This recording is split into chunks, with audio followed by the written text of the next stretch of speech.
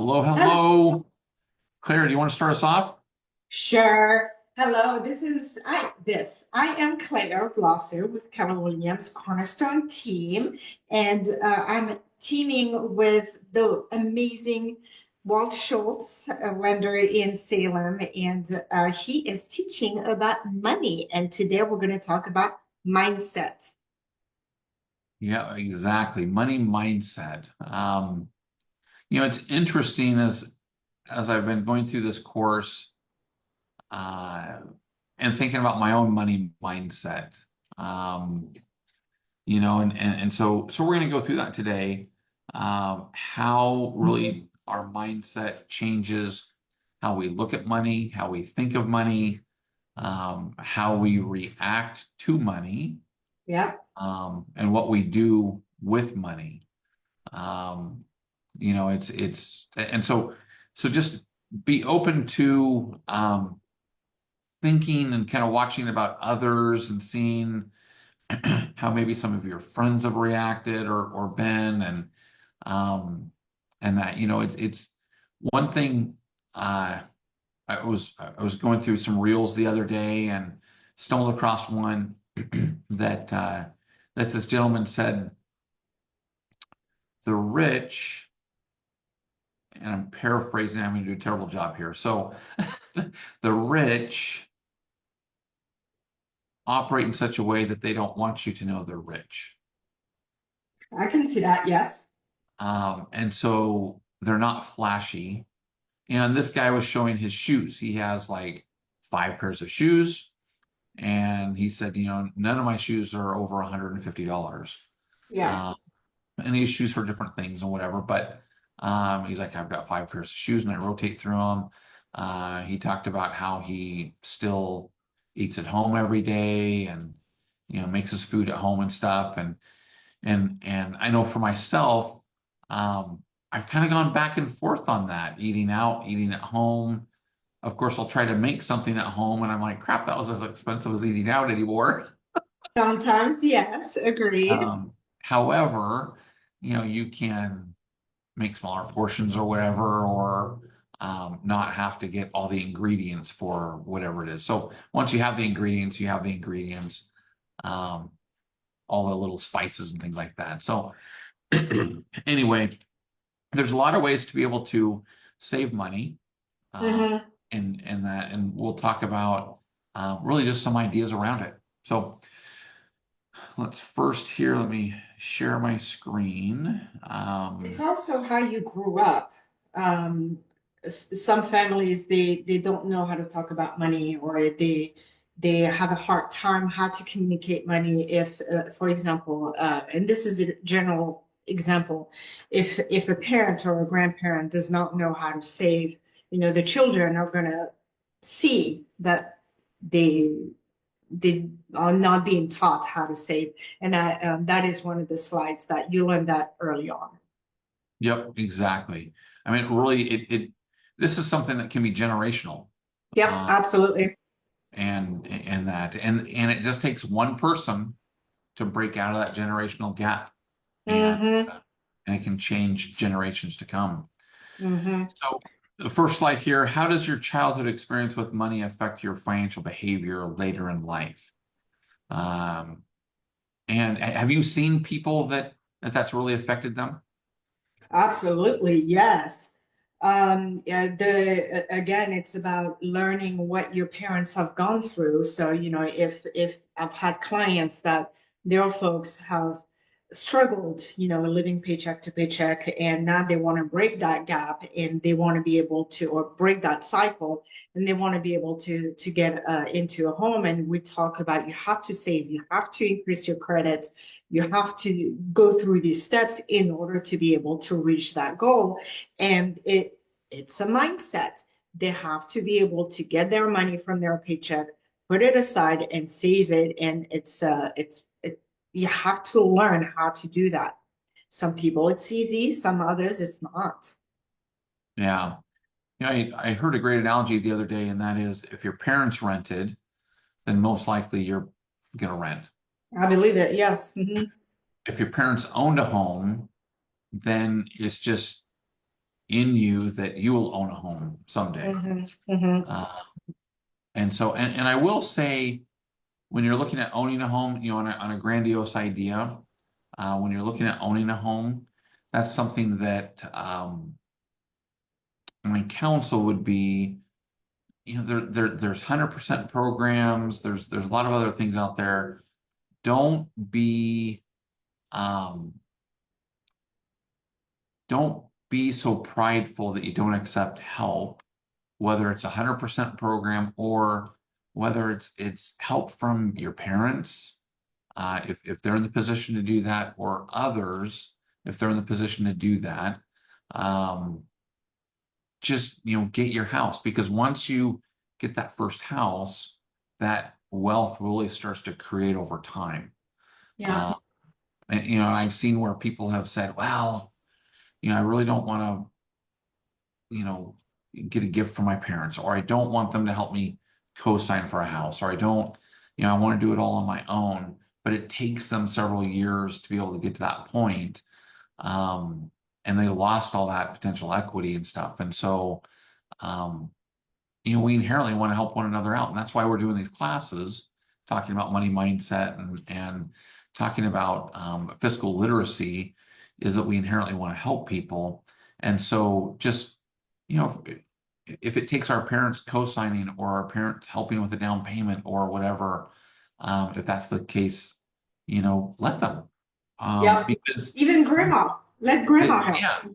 yeah, they want to help. Hmm. And chances are they have help. Yeah. Because it's you know, especially today with affordability and that, it's a lot of us, we need that help to get in. Hmm. So so yeah. Well, let's watch this video now. I've got to turn the sound way up, so please make sure if you can't hear it clear on your side, please let me know. Will do.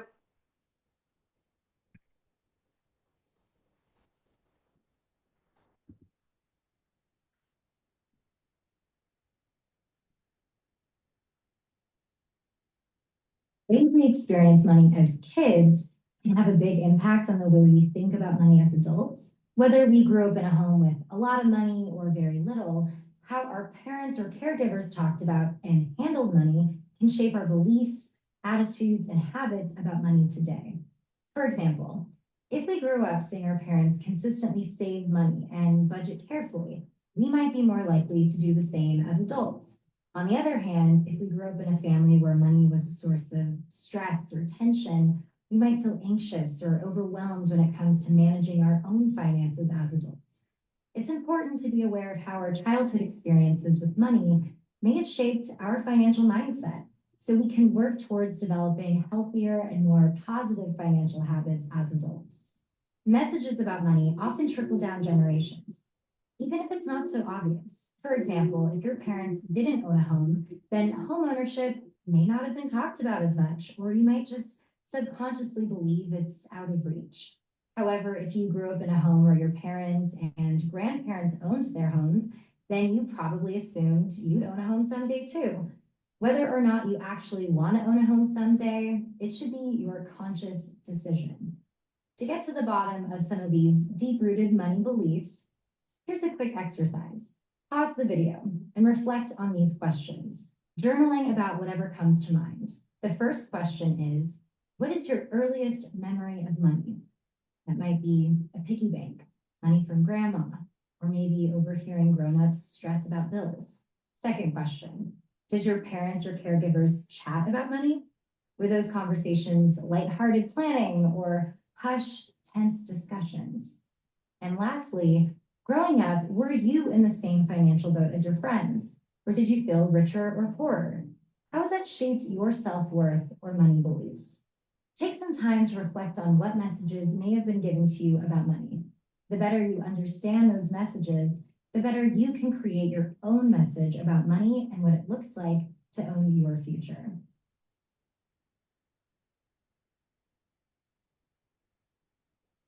Great So video. yeah, what are your thoughts on that? It's very true.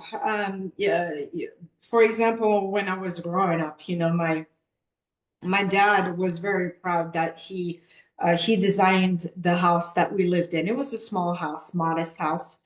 Um, and he would always do the upkeep of the house. I would see him on the roof, and because in France we have those clay shingles, or in taking care of the yard. And my mom took care of the finances. So on the weekends, I would see her balancing the checkbook. So she taught my sister and I on how to do that. Um, and then we did have a piggy bank when I was a kid. And then during Christmas time, grandma would just put money in it. Um, I would see my cousins spend all of their money. Me, I was saving for a scooter. In France, you can ride a scooter at 14. That's what I did. So I was very proud to be able to pay cash for my scooter. So yeah, I can relate, and I know other people can as well. Awesome. That was one thing for me. Excuse me. One thing for me, like your scooter, um, we used to, my story's a little bit different in where I remember at an early age, up until I was born in 73. So I want to say 78, 79, 80, right in that area there, where I remember, my dad was working. um, he he made plywood for a living. I worked for Boise Cascade, so and he would cover a lot of different shifts and stuff, but he made good money. And I remember, we had a new car. I mean, all of this, and uh, and we really didn't want for anything specific. I mean, we'd go out to eat every once in a while, which of course during that time it was a big deal to go out to eat anyway. um, so I remember those days. And then in the late 70s, early 80s, my dad had MS, and so he was forced to retire, and he was forced to retire at that age, and he was just hitting his 50s at that point. Mm. Um, and so, which at that point we're heading into a recession, and money became just super super tight, and I really didn't understand it. I really didn't understand, and I understand now what my parents were going through, but I didn't really understand it at that time. And so I remember watching my mom and dad. They would balance the checkbook and stuff, and they would go over bills together, and they would do that on the dining room table. I remember that, but we really didn't talk a lot about money as a household. Um, I didn't really understand how money really worked. I've had to gain those ideas later in life, which had I known it earlier, then it would have been great. We did, my parents did get a newspaper route to bring in some additional money, and one route turned into two, turned into three. And so with the Statesman Journal here in town at the time, they had a credit union, and my dad taught me the value of credit. Yes. Teach me the value of money, but he taught me the value of credit. And so he had me at an early age start a checking account with them. Uh, Nice. and so and then he would say, hey, put some money into it, and which then I would put money into it. And then I remember when I wanted to purchase a set of golf clubs, about $600. And I told my dad, I said, yeah, I'm going to go down and I'll get the money out. I'm going to pay cash for my golf clubs. And and I don't even remember how old I am. I'm like a junior in high school, I want to say. um, but I was super stoked because I had the money and everything. And he said, don't do that. He said, buy them on credit. and you already have the money in there, so they're going to give you the loan. And he said, if I have to, I'll co-sign for you. It's not a problem. But he said, just buy it on credit. And then, make the payment for a little while and then just pay it off if you want to. And that's exactly what I did. So he taught me, my mom and dad taught me credit, but not specifically money. Mm-hmm. But, but again, I mean, but I did start to gain some of those money ideals and stuff at that early age, like you talked about. As we look at, go through the slides here. So, what is your money personality? And with a personality, there's multiple different money personalities. So let me run through those. First one is, are you a spender or a saver? I'm a saver. You're a saver? Yep. I have a tendency to spend a little bit sometimes. I can save too, so I'm kind of in between there. My teenagers are spenders. Yep. Yeah. Detailed or free spirit. Definitely detailed. There has to be a plan. Yeah. Focused on safety or on status. I think this is a big one. Yeah, everybody's different on that one. Yeah. So this is where, that story on the rich really don't share that they're rich. You can't tell that they're rich because of what they drive. And I will say, I remember, I remember when I first got in this business, and the idea was don't judge a book by its cover. And this was the Yeah. most valuable lesson that I learned when I first got in this business. This little old man, Hispanic little old man, was driving a Geo Metro. So, those Geo Metros were like $5,000. They're like little smart cars. I mean, they're a little tiny Geo Metro piece of crap car. I mean, but they got like 50 miles to the gallon. Okay. But it was just there were good little cars. I don't think there's any of them out on existence today. So maybe they weren't super good cars, but they had great gas mileage and they were super cheap. So this Geo Metro, little man pulls up, Hispanic man pulls up to our office, and none of the loan officers in the office wanted to give him the time of day. So, and because I was new, I of course met with them, gave him the time of day. Well, this little old man wanted to refinance each of his 5 rentals, There you go. which blew everybody away that he had 5 rentals. Don't judge a book by its cover. That's very true. We should be more focused on safety than on status. I'm fearful that a lot of what we're seeing on social media and that really has a tendency to concentrate more on status than safety. I agree. And I mean, realistically, the Joneses, they don't care about what you do, what is status. It really is what feels right to you. So No. do what is right for you and your family, Yep. Exactly. not the neighbor. Exactly. So as we run through, are you risk adverse or risk tolerant? So thinking of where you are there. And then did you know that really our money habits are engineered by the time that we're 7 years old? A long time ago, I did read a study about that most of one's habits are ingrained into your brain by the time you reach an age of 7. Yes. So, for example, if your grandparents are hoarders and you spend a lot of time with them, guess what? You're gonna create that habit. Same with the spending. Yes. No. So I will say, on my side, one money mindset that is bad, and I will just say it's bad on my side because it's a waste of money, that I did get ingrained in me. And this was at an early age. And so I don't know if it was before I was 7 or not, because I can't place really timelines in there. I would say maybe it was maybe not ingrained by 7, but maybe it's something I learned after.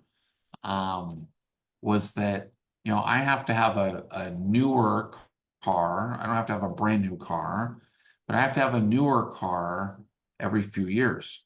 It has to be under warranty. And that's because, I mean, when I learned to drive in the 80s, I learned to drive on a 1966 Volkswagen Bug. And so that was beat to crap. So it didn't matter if it got in a crash or anything because it was already beat up. And Right. so, but I learned how to drive that thing. Stick shift, everything else. I mean, I learned how to drive that thing and I loved that car. Um, but it had problems, and a bunch of our other cars would have problems. Um, and so I remember being in the middle of an intersection right down here from my office, and the car just stopped. And it wasn't the Yep. bug. The bug was one that you could push pretty easy. It was a small little car. But I remember we had this. It was a Chrysler Cordova. It was a 1977 Chrysler Cordova.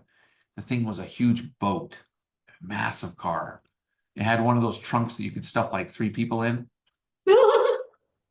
And um, yeah, it was like a mobster car. I mean, it was just a big boat. That thing was so heavy, and if it had a problem, oh, you had to try to Everybody push. had to push. Yeah, which then we had to get people from the, bystanders to help push. And so with that, it's just something that, for me, I ended up saying, okay, this probably isn't the best money mindset thing for me, but I'm gonna need a new car every few years. It's Yeah, got to be under warranty and that.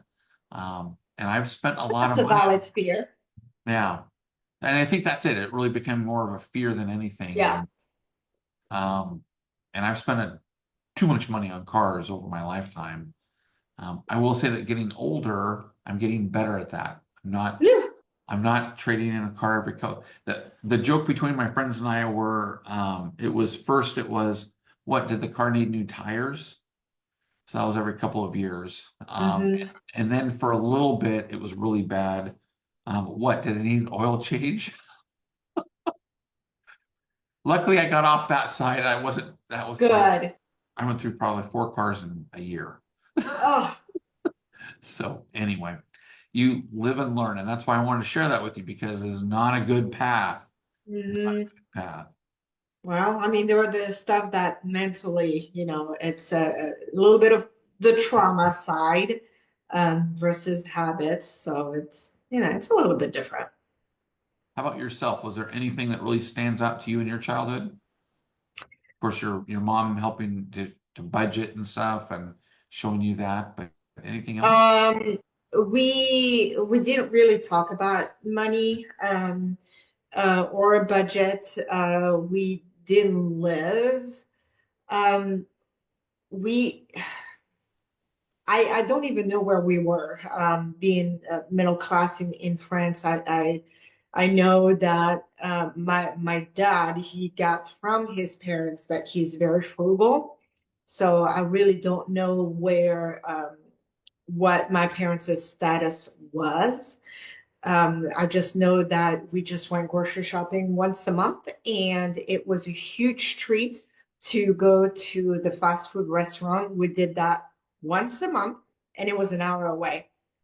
And it was not Wow. even a McDonald's, it was a French, uh, um, what is it called? Not a branch, but a franchise that was called Quick. And it was like a McDonald's, and it was a huge treat. So we definitely did not purge on anything. So yeah, that's I kept that on that we save for rainy days. You just never know. Um, and that's what I'm trying to ingrain onto the next generation, but they have their own habits of spending, and I'm like, ah, you just never know. Yeah, no, you never do. Um, so as we go forward, so thanks for sharing that. So, yeah, I mean, how children learn about money, they do it from an early age again, good and bad. Observing. Just very observant. Um, They and do. I so, mean, they watch everything you do. yep, they're going to imitate, they're going to absorb, and then they're going to watch about, specific experiences. So, like the one where, my dad, I mean, um, I still remember, just like it was yesterday when he wasn't working anymore, um, and that, and um, so what would you say is really your earliest memories of money in your household? Oh gosh, I don't really know. Um, I can say Christmas money from grandma and grandpa. I remember that grandma would give. So we're a family of girls, really. So all of my cousin on that side of the family, all girls, so four girls, and all of the granddaughters got the same amount of money.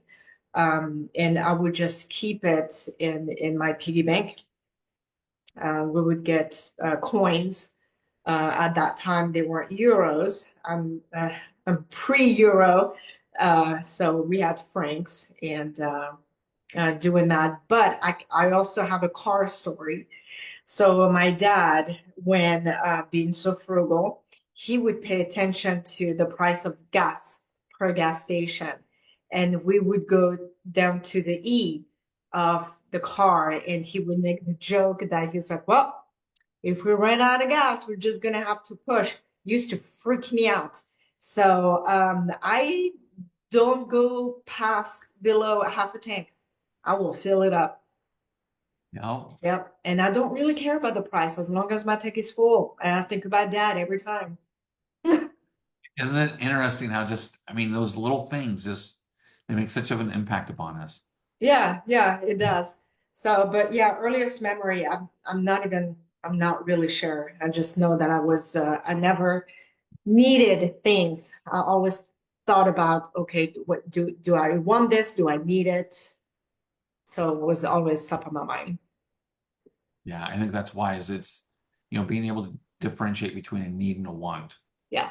Oh, yeah. Um, get here. So, and then just this is really just for our viewers here, just kind of ponder on this for a second. But, what were the money conversations like in your home? As we've shared some of ours. I mean, really, we didn't really talk a ton about money. At least, I mean, I don't remember and like you, I mean, I remember getting a little piggy bank when I was really young. Still have it to this day. Um, I remember my dad, his piggy bank, it was actually a pig, kind of a cool little piggy bank, and I still have that to this day. But we really didn't have a lot of conversation about money. We just didn't have it. So we didn't have money, so we didn't conversate about money. But my parents did teach about credit, and so just kind of ponder that, uh, Mhm. as a viewer, and then really, did your peers have more or less than you growing up? Kind of thinking about that. Um, And do you even know? I never asked. That never mattered to me. So I have no idea where my friends yeah, were at. and and I would say kind of the same thing for me. I mean, I knew that my friends, at least perception wise, had more money than we had.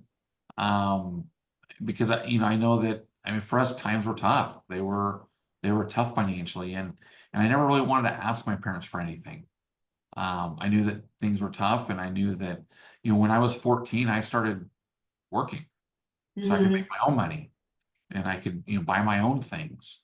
I remember when Nintendo came out and I bought one of the first Nintendos and I mean, I loved that. I remember the day that I bought the Nintendo and I remember taking it home. setting it up on the TV. I had an old TV in my room. And I remember I played Mario and the other games. I had a few other games that I purchased with it. I played that all night to where, and I lost track of time, where I see movement out of the corner of my eye, and it was the owner of the restaurant that I worked at. He lived across the street from me, and he was going to work, and it was like 6 o'clock in the morning. And so I was like, wow. Wow. But I had fun with it. I mean, it was something I had saved up my own money for, I worked hard for. And I think when you do that, there's a whole sense of ownership in that there. Yes, and a pride. And I would think the same thing when you purchased your scooter. Yeah, very much. So, whose money messages are influencing you? Um, So this reminds me of an amazing book, Rich Dad Poor Dad from Robert Kiyosaki, and I think that everybody needs to read it. It's on audio. It's also an ebook, Kindle, whatever you want. Great, great book if you want to start your journey of financial knowledge and ownership. yeah, It's a very easy read. I couldn't agree more. Couldn't agree more.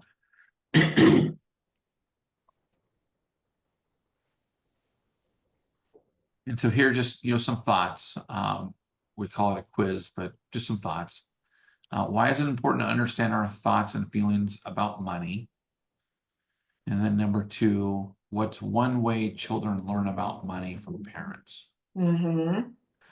So, So write your answers, process those questions yeah, and really think about your influence and your impact that you have not only on other people but on the children that are looking up to you. exactly. And if one thing would be, if you didn't have the best examples, then learn. Hmm. We There's all no shame in that. Yeah, we all have the ability to learn and to study and grow. Um, so here is one thing that we have here at First Home IQ is just a little quiz on really testing where your fiscal literacy is. Um, we really want to see kind of where everybody is. So whether you're 14 years old and you're watching this, whether you're 35 years old and you're watching this, or 85 years old, please do us a favor and please click on scan the little QR code here, take the fiscal literacy quiz, and I think it will as to the things that you'll learn. And these are all things that we're going to start to teach here over the next several months. This is part 2 of 10 classes. Mhm. So we're super stoked to have you with us and moving along that journey with us. Make it a game, like have everybody in the family, no matter how old they are, scan the code, take the test, and then, whoever has the best score in the family wins Dairy Queen or something like that. Yep. Yeah, no, that's awesome advice. Awesome advice. Um, Be competitive. be competitive. One thing that we teach our clients is we go through with our clients. We've really been on a fiscal literacy push for years. And we started doubling down really in about 2020, 2021, when I was doing some studying on some things and I found that 75% of Americans lose sleep over retirement. Yeah. And that just breaks my heart. I mean, um, and we know that our national debt is at massive levels. We know that they're saying that Social Security will be bankrupt in the year 2000. I don't even know what it is now, whether it's 2035, 2033, 2030, whatever it is, but it's supposed to be soon. Medicare, Medicaid are supposed to be bankrupt in the next 2 years. Okay.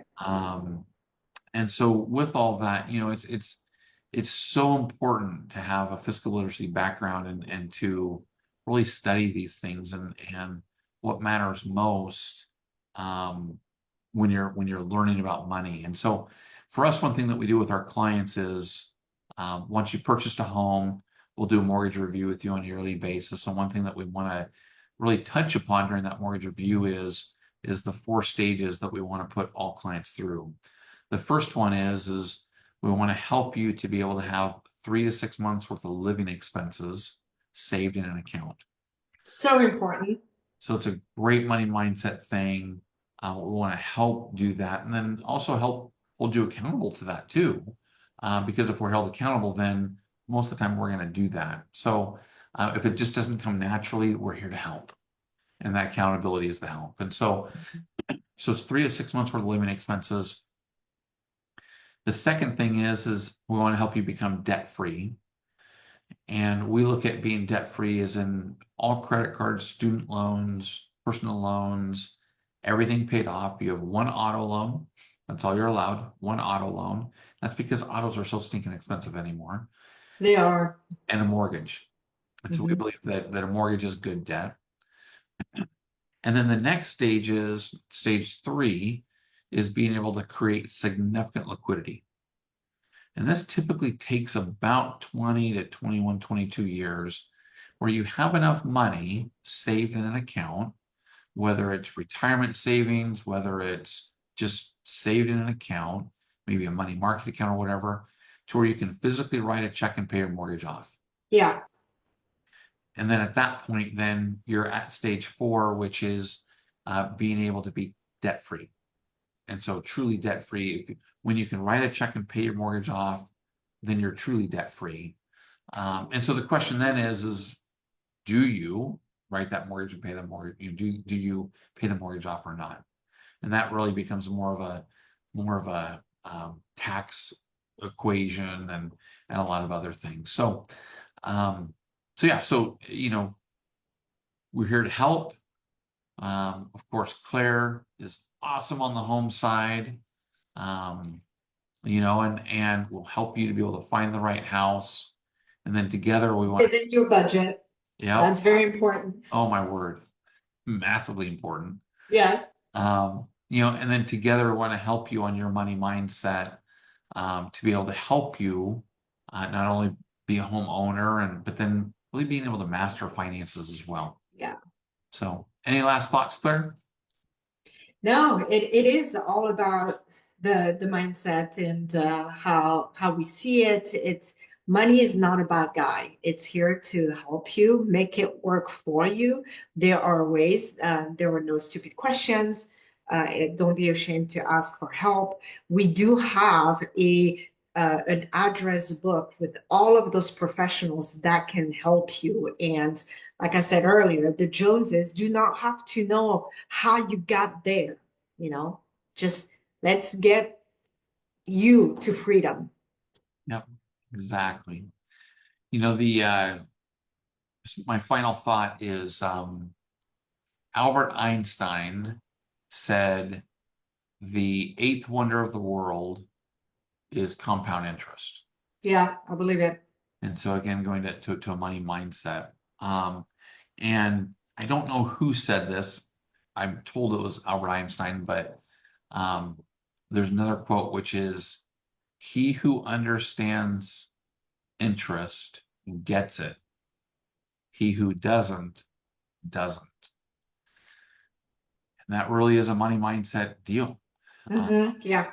He who understands money and can save it and can compound money, and we'll talk more about that in future classes. Yeah. Get it. And he who doesn't, and they just spend it. So perfect. All right. Well, thank you. Thank you, Thank Claire, you all for setting this watching. up. Thanks, Walt. You're very welcome. We'll see you soon. Okay, bye.